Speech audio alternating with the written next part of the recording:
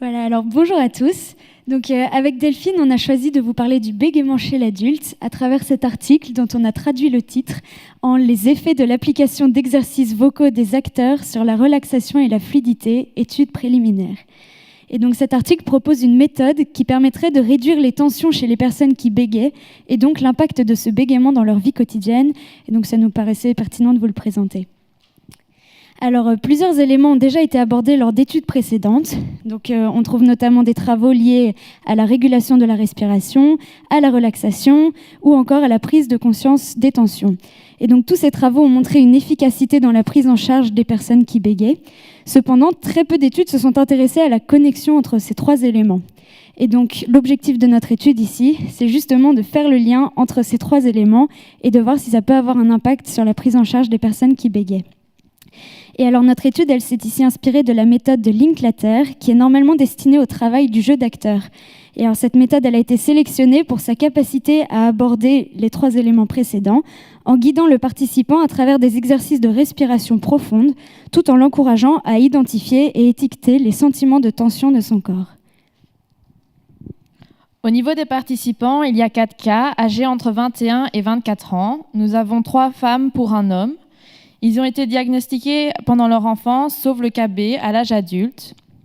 Pour la thérapie, le cas A a suivi une thérapie à l'âge adulte, le cas B juste avant l'étude, le cas C et le cas D pendant leurs années scolaires. Il est important de noter que le cas C a déjà suivi la méthode de Linklater, mais dans le cadre d'une formation pour acteur et non pour son bégaiement. Au niveau de la méthodologie, un design d'inversion a été appliqué. Il y a tout d'abord eu 3 séances de ligne de base, suivies de 4 séances d'1 heure de thérapie, et cela a été répliqué une deuxième fois. Les participants étaient également invités à réaliser des exercices à domicile, et tout cela pendant 12 semaines. De nombreuses mesures ont été prises. Tout d'abord, lors de la ligne de base, les chercheurs ont récolté plusieurs échantillons conversationnels et de lecture, dans lesquels ils ont calculé le pourcentage de diffluence. Les participants ont été invités également à remplir des échelles d'auto-évaluation, comme le score de tension globale. Les tensions peuvent être traduites par une sensation de crispation. Ensuite, une échelle de jugement du naturel de la parole, une échelle de la sévérité du bégaiement et enfin l'échelle Oasis qui mesure l'impact du bégaiement sur la vie quotidienne. Voilà, et alors il y a encore des mesures qui ont été prises pendant la phase de traitement. Donc on a à nouveau mesuré le pourcentage de disfluence dans les échantillons de langage conversationnel et de lecture. Les cliniciens notaient leurs observations qualitatives au fur et à mesure. Et enfin, les participants étaient invités à tenir un journal quotidien relevant leurs sentiments de tension et relevant la pratique des techniques à domicile. Et alors, plus concrètement, comment se déroule une séance de thérapie ? Donc, celle-ci dure 1 heure et est divisée en 4 blocs de 15 minutes, que je vais essayer de vous expliquer au mieux. Donc, le premier bloc va consister à travailler la conscience du corps en visant la tension physique et en cherchant à induire la relaxation. Et donc, le but, ça va être de serrer intentionnellement des muscles dans tout le corps pour créer de la tension. Donc, par exemple, ici, je peux créer une forte tension dans mes épaules. Et ensuite, on va essayer d'induire le participant à relâcher cette tension grâce à la relaxation musculaire et à la respiration. Et alors, le fait d'exagérer les crispations, ça va permettre de conscientiser une tension qui est déjà présente à la base. Donc, par exemple, mes épaules, ça permet de conscientiser si j'ai déjà une tension avant. Ensuite, la deuxième étape, donc on va ajouter une touche de son à tout ça. Donc, on va demander aux participants de phoner des consonnes simples, des syllabes simples, consonnes, voyelles, sur la durée de l'expiration, donc de la sortie de l'air. Donc, par exemple, sur des pa, pa, pa, pa, pa, ca, ca, ca, ca, ca, etc. Ensuite, la troisième étape va consister en des exercices de respiration pour la parole. Donc, c'est sur le même principe qu'auparavant. On est dans une phase de respiration profonde et on va demander aux participants de vocaliser de vrais mots, de vraies phrases sur les expirations toujours et en limitant la tension dans le corps. Et alors, dans la dernière étape, ça va consister en une session de lecture de texte et on va essayer de mettre en relation les 3 sections travaillées auparavant. Et donc, il va falloir être attentif à tous les éléments. Au niveau des résultats, nous avons sélectionné les 3 qui nous semblaient les plus pertinents. Donc, l'ensemble des graphiques qui vont suivre, vous verrez les résultats pré-traitement en rouge et les post-traitement en orange. Ici, donc, nous avons l'attention lors des actes de langage. On peut voir que pour l'ensemble des participants, l'attention diminue, sauf pour le KB, mais nous en rediscuterons. Alors ici, nous avons le pourcentage de disfluence ou événements de bégaiement. Et donc, on peut voir que ce pourcentage d'événements de bégaiement diminue significativement pour tous les participants. Mais il est cependant pertinent de relever que seul le participant D, donc le dernier ici, présentait de nombreuses disfluences dans son discours initial. Les autres participants débutent tous avec moins de 3% de disfluence, ce qui correspond à un bégaiement très léger. Et alors enfin, ici, nous avons le score à l'échelle OASIS, donc qui, pour rappel, s'intéresse à l'impact du bégaiement sur la vie quotidienne.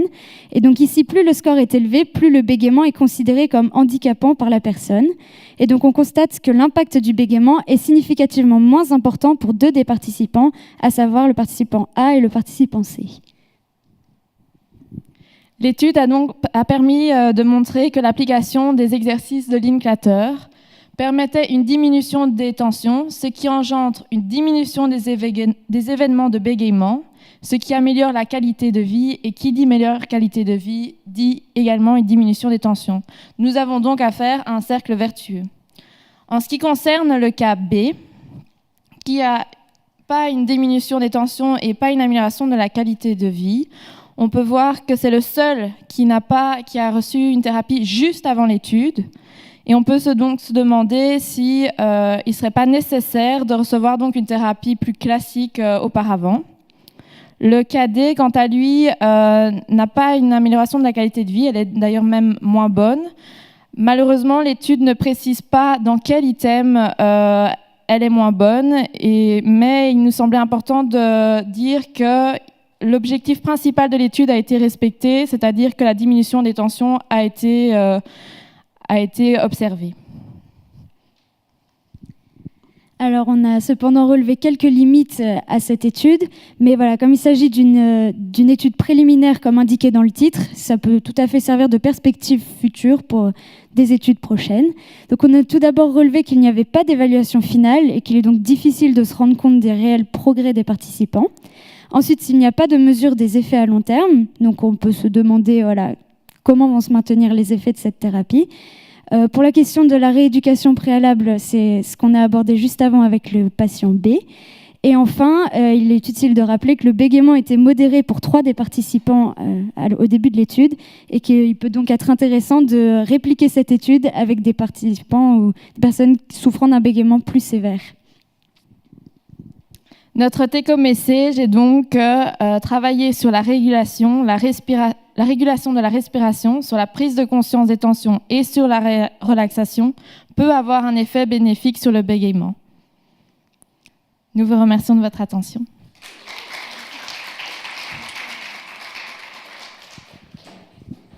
Est-ce qu'il y a des questions, des commentaires sur ces résultats ?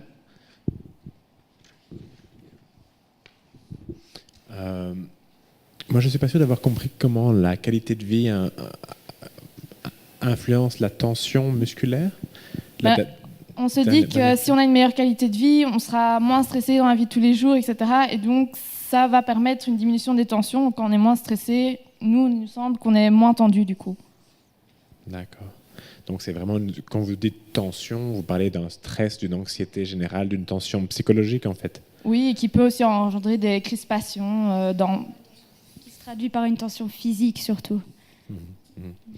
Et je me demandais aussi, parce qu'aujourd'hui, on a entendu beaucoup de présentations sur le bégaiement, et on a entendu que les personnes qui bégayent ont un système moteur plus sensible aux émotions négatives, un système moteur plus fragile, que leur système auditif est modulé différemment avant l'initiation de la parole, qu'on peut ou pas, en fonction de leur trouble auditif central ou pas, les aider en induisant un délai dans le feedback auditif.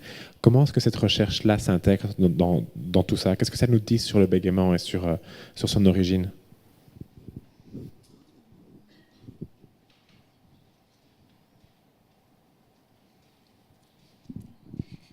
Ici, c'est une prise en charge qui peut être supplémentaire, qui peut être rajoutée à d'autres thérapies plus classiques.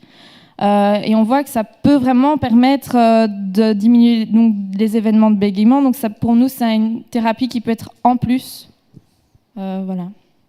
Là, c'est vraiment travailler la qualité de la parole, en fait, pour voilà, voir si on peut améliorer, enfin, aider le patient à s'exprimer d'une manière qui lui plairait un peu plus, de manière un peu plus détendue, comme on pourrait travailler le jeu d'un acteur qui, s'il est trop stressé, ça n'ira pas. Donc voilà, c'est le même principe, en fait. Ok. Une autre question? Et en fait, ça ne serait pas plutôt de la gestion des émotions plutôt qu'un travail sur la parole, enfin sur les exercices vocaux? C'est pas des exercices vocaux, ça, effectivement. Après, est-ce que c'est un travail exclusivement sur les émotions? Je sais pas. Pour moi, c'est plus un mélange de tout. Et enfin, le fait de travailler la respiration, tout ça, ça va certainement améliorer un peu les émotions. Enfin, c'est vraiment un cercle vertueux, pour le coup. Mais... Je pense. Merci. Merci à vous.